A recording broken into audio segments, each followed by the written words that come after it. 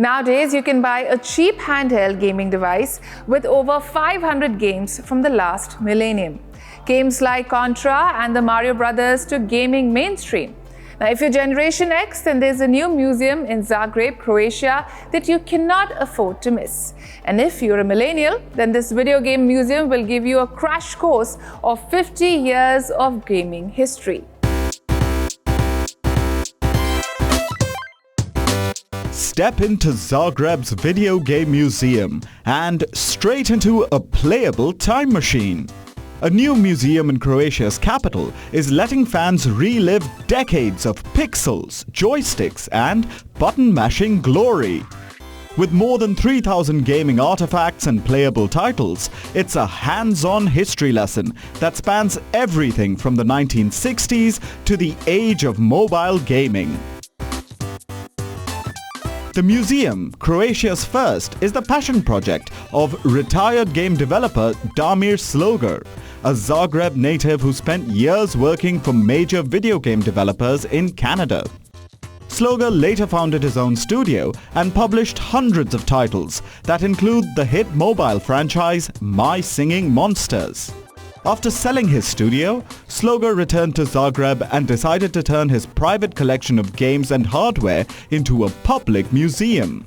Really impressed with everything in the museum, and I think I know the reason. This is my first project in my whole life that I'm doing without any constraints. There's no deadlines, there's no budget, there's no publisher that dictates what you want to do.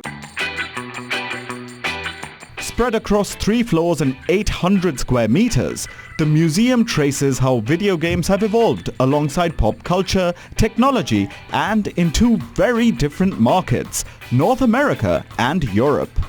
It's jam-packed with vintage hardware, rare consoles, and fully playable classics. And its crown jewel? The original computer space from 1971.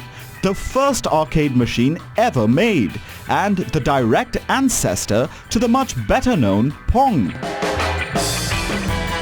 For younger visitors, it's a window into what their parents grew up playing. For everyone else, it's pure, unfiltered nostalgia.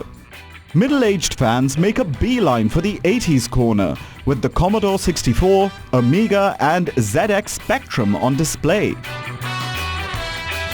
Younger visitors flock to the 90s and 2000s, the era of 3D graphics, PlayStation and the Nintendo 64. And even the 60s and 70s section is a surprise hit, home to rare hardware and hand-built replicas found nowhere else. 60s and 70s is a little bit different. Some of the replicas we build of the consoles that never actually, there's no original that exists, but we just build it based on the schematics and the photos we have.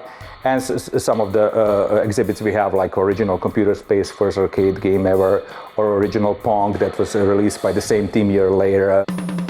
One of the visitors chasing that nostalgia is Chris from Austria, who spent the 80s glued to his Commodore 64 and ZX Spectrum. I'm 49 years old, so when I was a kid, this was my life. I grew up with playing games with Commodore 64 and Spectrum, going to my friends' places and sitting down and playing together. And I wrote software in those days, which I recorded on cassettes. So all of the happy memories of my childhood I can find when I walk around this place. After 3 decades in software development, he says those early home computer games shaped his entire career. With arcade machines, vintage computers, boxed games and rare consoles on display, visitors can play a number of the games. The museum isn't just a retrospective, it's a celebration of the industry that has shaped modern pop culture, and a happy playground for anyone who has ever picked up a game controller.